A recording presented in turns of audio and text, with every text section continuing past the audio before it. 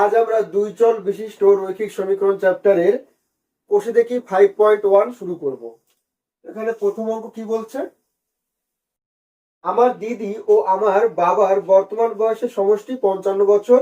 হিসাব করে দেখছি 16 বছর পরে আমার বাবার বয়স আমার দিদির বয়সে দ্বিগুণ হবে। তাহলে ধরে নিচ্ছি আমরা, ধরি বাবার বয়স x বছর, দিদির বয়স y বছর। ঠিক আছে, তাহলে দেওয়ার পর বাবা এবং দিদির বয়সের সমষ্টি বলছে 55 বছর, অর্থাৎ x প্লাস ওয়াই হবে আমাদের 55। এখান থেকে আমরা একবারই, যেহেতু লেখচিত্র আঁকতে হবে, আমরা একবারেই ছকটা করে নিই। তাহলে x equal to 55 minus Y, তারপর আমাদের ছক করতে হয় এইভাবে x y। এখানে নিচে কিছু আসেনি ভগ্নাংশে আমাদের, তাহলে y এর আমরা যা খুশি মান নিতে পারি। আমরা যদি y এর মান 1 নিই, তাহলে দেখো 55 থেকে 1 বাদলে 54, অনেক বড় সংখ্যা চলে আসতো x এর মান।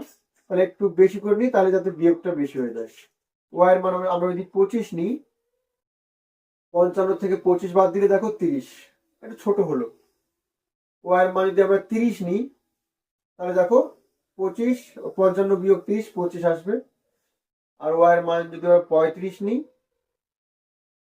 তাহলে 55 থেকে 35 বাদ দিলে 20 থাকে। ঠিক আছে, তাহলে এবার আমরা এটাকে ছক্কা হচ্ছে লেখচিত্র আঁকতে পারবো। আচ্ছা, এবং পরে কি বলছে, 16 বছর পরে আমার বাবার বয়স আমার দিদির বয়সে দ্বিগুণ হবে। 16 বছর পরে তাহলে বাবার বয়স কত হবে, এখন আছে এক্স, তাহলে 16 বছর পরে নিশ্চয়ই 16 বাড়বে আরো, অর্থাৎ এক্স প্লাস 16 হবে। তার দিদির বয়সও 16 বাড়বে, ওয়াই প্লাস 16। ঠিক আছে, এবার বলছে বাবা দিদির দ্বিগুণ, তাহলে দ্বিগুণ বয়স বাবার বয়স এখন, তাহলে দিদির সাথে 2 গুণ করলে বাবার সাথে সমান হবে। বা এক্স প্লাস 16 ওই যে গুণ করলে 2y প্লাস 32, বা এক্স ইকুয়াল টু কত আসবে, তাহলে 2y প্লাস 32 থেকে 16 বাদ যাবে ওই পাশে গেলে, তাহলে 16 পড়ে থাকবে। এবার আমরা এই ছক করব। ঠিক আছে, এখানে আমাদের দেখো আগেরটার মতোই, নিচে কিছু নেই, তাহলে আমরা y এর যা খুশি মান নিতে পারি। তাহলে y এর মান যদি আমরা 0 নিই, তাহলে এটা 0 হয়ে যাচ্ছে, তাহলে থাকছে খালি 16 x এর মান। y এর মান যদি 1 নিই, তাহলে এটা 2 কে 2, আর এই 16 18 আসছে। y এর মান যদি 2 নিই, তাহলে এটা 4 হবে, 4 আর 16 20 হবে এটা। তাহলে আমরা দুটো সমীকরণেরই ছক তৈরি করে ফেলেছি। এবার আমরা যদি লেখচিত্রতে গ্রাফ পেজে এক্স অক্ষ মানে এক্স ও এক্স ড্যাশ, ওয়াই ও ওয়াই ড্যাশ একে, এই দুটো ছবি আঁকবো আমরা, মানে লেখচিত্র আঁকবো। এরা যেখানে মিলিত হবে, ধরো এখানে মিলিত হলো সাপোজ, তারপরে আমরা এখান থেকে এদিক গুনবো কয় ঘর আসছে। তাহলে এটা হচ্ছে আমাদের, যেহেতু এক্স এর দিকে যাচ্ছে, দেখো এক্স এই পাওয়া থেকে এক্স, তাহলে এটা হবে আমাদের এক্স এর মান। এটা গোনার পরে যে মান আসবে সেটা হচ্ছে এক্স এর মান, অর্থাৎ বাবার বয়স। আর এখান থেকে নিচের দিক গুনবো, তখন নিচের দিকে মানে দেখো ওপর নিচে, তার মানে ওয়াই এর মান। তাহলে ওয়াই এর মান এখানে গুনে যা আসবে সেটা হচ্ছে দিদির বয়স। ঠিক আছে, এইভাবে আমরা লেখচিত্র এঁকে বাবার বয়স এবং দিদির বয়স বার করতে পারবো। তাহলে এখানে আমাদের এ বি সি তিনটেই। এ তে বলেছিল সমীকরণ গঠন করো, ওটা করেছি আমরা, এই যে তারপরে ওদেরকে সমীকরণ দুটির সমাধান পাওয়া যায় কিনা। আচ্ছা, এখানে বিরাট বলছে লেখচিত্র দেখি সমীকরণ দুটির সাধারণ সমাধান পাওয়া যায় কিনা। তাহলে আমরা কিন্তু সাধারণ সমাধান পাওয়া যাবে কিনা এর জন্য আমরা এই ছবি আঁকলাম। যদি ছবি এরকম কাট করে, যদি এরকম কাট করে, তাহলেই কিন্তু সমাধানটা পাওয়া যাবে। ঠিক আছে, আর যদি যদি কোনো ছবি আমরা এরকম পেয়ে যাই, মানে এরকম পাচ্ছি সমান্তরাল, রেল লাইনের মতো যদি এরকম সমান্তরাল পেয়ে যাই, তাহলে বলবো যে সমাধান পাওয়া যাবে না। তো সেক্ষেত্রে বাবার বয়স আর দিদির বয়স পাওয়া যাবে না। ঠিক আছে, এটা আমরা পরবর্তীতে আলোচনা করব।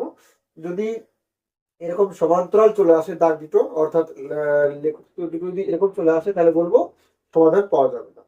ঠিক আছে, আর যদি এরকম কাট করে দেয়, তাহলে আমাদের ওইখান থেকে এ অব্দি মাপলে ওটা হচ্ছে এক্স এর মান, আর ওখান থেকে নিচের দিকে এক্স অক্ষ অব্দি গেলে ওটা হচ্ছে ওয়াই এর মান। এভাবে করবো।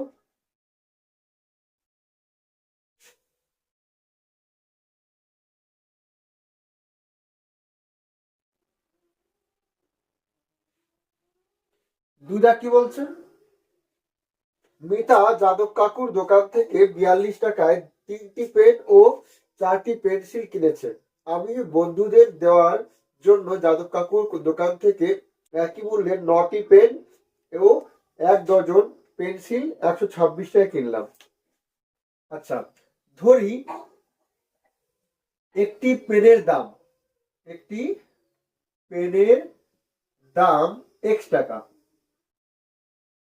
এবং একটি পেন্সিলের দাম Y টাকা। ঠিক আছে, তাহলে দেওয়ার পর বলছে মিতা যাদব কাকুর দোকান থেকে 42 টাকায় 3টি পেন ও 4টি পেন্সিল। তাহলে একটা পেনের দাম X টাকা, তাহলে 3টি পেনের দাম 3X, আর 4টি পেন্সিল দাম কত হবে? 4Y। কত বলছে? 42 টাকা। তাহলে এখান থেকে আমরা আগে ছকটা করে নিই। তাহলে 3X equal to 42 minus 4Y। তাহলে X ইকুয়াল টু আসবে 42 মাইনাস 4Y বাই 3। এর ছক করবো আমরা XY। এবার দেখো এখানে ভগ্নাংশ আছে, তাহলে আমরা Y এর এমন মান নেব যাতে ওপরে যা থাকবে তাকে 3 দিয়ে ভাগ করা যায়। তাহলে আমরা যদি Y এর মান 0 নিয়ে নিই, তাহলে দেখো এটা 0 হয়ে যাচ্ছে, আর 42 বাই 3, 3 14 42, এটা করা যাচ্ছে। ঠিক আছে, তারপরে ভাবার দরকার নেই। এই 3 আর 0 যোগ করো, তাহলে 3 আর 0 যোগ করলে 3ই হবে। এবার মিলবেই তাহলে। ঠিক আছে, তাহলে 3 4 12 হচ্ছে এটা। 42 থেকে 12 বাদ দিলে 30, 30 কে 3 দিয়ে ভাগ করলে 10 হবে। 3 আর 3 6 নেবো এবার। 4 ছক 24, 42 থেকে 24 বাদ দিলে থাকে আমাদের ওদিকে 16 আর 2 18, 18 কে 3 দিয়ে ভাগ করলে 6। পরে কি বলছে?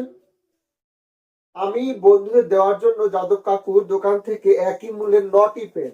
তার 9টি পেন মানে একটা পেনের দাম X টাকা, তার 9টি পেনের দাম 9X, আর 1 ডজন পেন্সিল মানে 12টা পেন্সিল, তাহলে কত হবে? 12Y 126 টাকায়, বা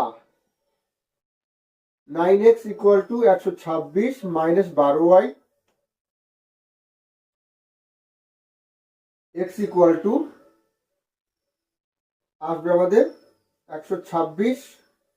আচ্ছা, তার আগে আমরা এটাকে দেখো, এক্স ইকুয়াল না বার করে সবাইকে দেখো 3 দিয়ে কেটে দিতে পারি। এটা ছোট করলে সুবিধা হয় আমাদের। 3 দিয়ে কাটলে দেখো এটা 3X হবে, আর ওদিকে 3 দিয়ে কাটলে 3 4 12, 3 2 6, আর 3 দিয়ে কাটলে 4, এটা হবে। তাহলে দেখো আমাদের একই চলে এসছে, দেখো একই চলে এসছে। তাহলে এরকম এটাই হবে, অর্থাৎ তাহলে কি হলো ব্যাপারটা? তাহলে এটার ছক কিন্তু একই হবে।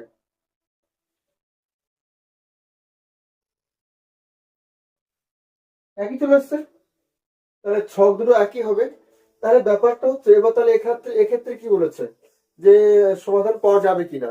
যদি দেখি এরকম একই চলে আসে, ঠিক আছে, সমীকরণ দুটো যদি একই চলে আসে, তাহলে আমরা বলবো যে ওটার অসংখ্য সমাধান আছে, মানে অসংখ্য মান আছে। তাহলে এখানে কি বলেছে? একটি পেন ও একটি পেন্সিলের আলাদা আলাদা দাম কি হবে? লেখচিত্র থেকে পাইকারি লিখি। তাহলে আমরা লেখচিত্র থেকে একটা নির্দিষ্ট মান পাবো না। আমরা যখন ছবি আঁকবো তখন দেখো এর যে ছবি আসবে, এরও সে একই আসবে। তার মানে কি, যদি আমরা ছবি আঁকি তাহলে একটার উপর আরেকটা উঠে যাচ্ছে, তাই তো? এই দাগের উপর এই দাগটা চলে আসবে। তাহলে কি আবার সমাধান পাবো না? অবশ্যই পাবো। সেক্ষেত্রেও সমাধান থাকবে, কিন্তু অসংখ্য থাকবে ওখানে আমাদের। যেমন এখানে এক্স এর মান যদি একটা পেনের দাম যদি 14 টাকা হয়, তাহলে পেন্সিলের দাম 0 টাকা হবে। বা একটা পেনের দাম যদি 10 টাকা হয়, তাহলে একটা পেন্সিলের দাম 3 টাকা হবে।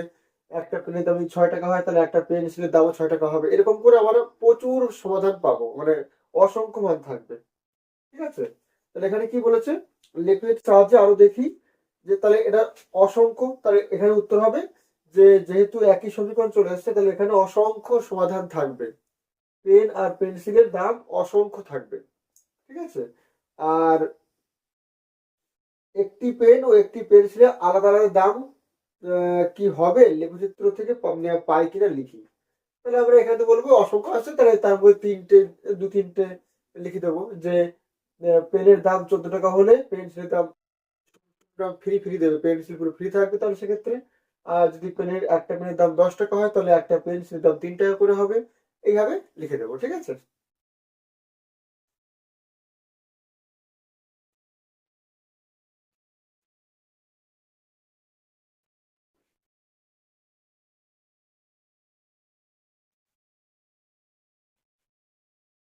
3 দাগ।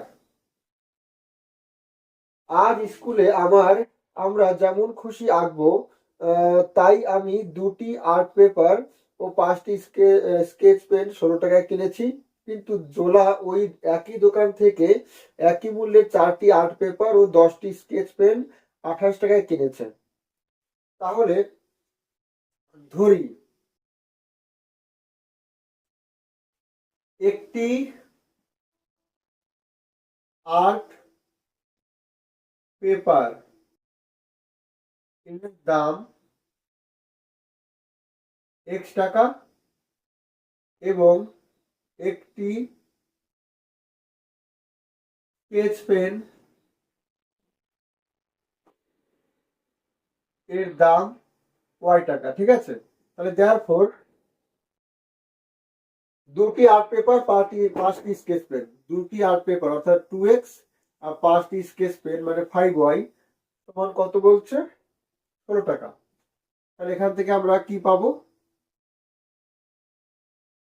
আচ্ছা, এটাকে আমরা আগে সমীকরণ পাতিয়ে নিই।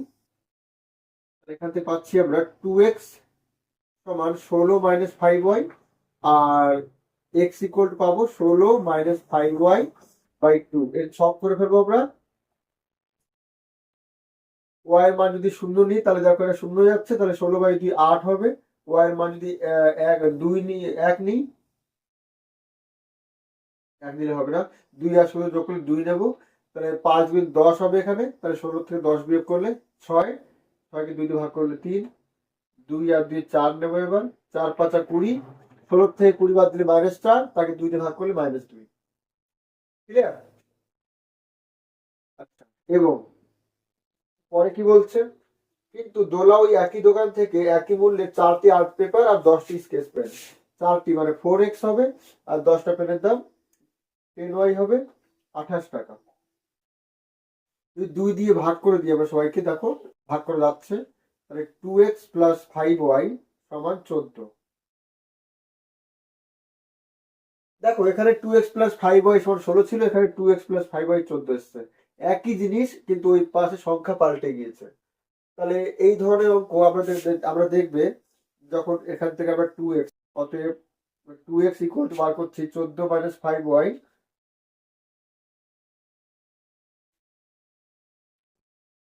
বা x ইকুয়াল টু আসবে 14 মাইনাস 5y বাই 2। এর ছক করবো আমরা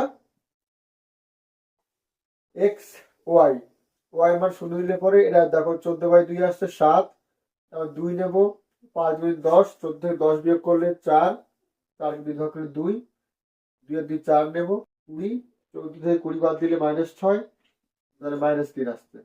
আমরা এর ছক আর এর ছক আঁকবো, ঠিক আছে। একে দেখবে এখানে ছকটা যে সরলরেখা পাবো আমরা, দেখবা এমন হবে, মানে এরা মিশবে না। কোথাও যেহেতু মিশছে না, তাহলে তাহলে তো এরা না মিশলে তো আমরা সমাধান পাচ্ছি না। তাহলে লিখে দেবো যেহেতু এরা সমান্তরাল সরলরেখা, তাহলে অতএব এই সমীকরণ দুটো কোনো সমাধান থাকবে না। আর এখানে আমরা দেখেও বুঝতে পারছি যে সমাধান থাকবে না। এখানে দেখো একই জিনিস, এখানেও একই জিনিস, তাই না? তাহলে ওই পাশে একই জিনিস হওয়ার কথা ছিল, কিন্তু ওইদিকে 16 আছে 14 আছে। তাহলে একবার বলছি এই জিনিসটার মান 16 আর একবার বলছি এই জিনিসটার মান 14, তাহলে এটা সম্ভব না কখনোই। তাহলে এই কারণে এটা সমান্তরাল আছে। ছবি এঁকে দেখবো আমরা, যখন এই কেস ঘটবে তখন দেখবে ছবিটা সমান্তরাল আসবে, অর্থাৎ কোথাও মিশবে না। আর কোথাও না মেশা মানে কোনো সমাধান নেই। তারপরে এই ছবি এঁকে আমরা বলবো যেহেতু কোথাও এরা মিশছে না, অতএব এই প্রদত্ত সমীকরণ দুটো কোনো সমাধান থাকবে না। অর্থাৎ একটি আর্ট পেপার ও একটি স্কেচ পেনের দাম পাই না, দাম কোনো দাম পাওয়া যাচ্ছে না। ক্লিয়ার?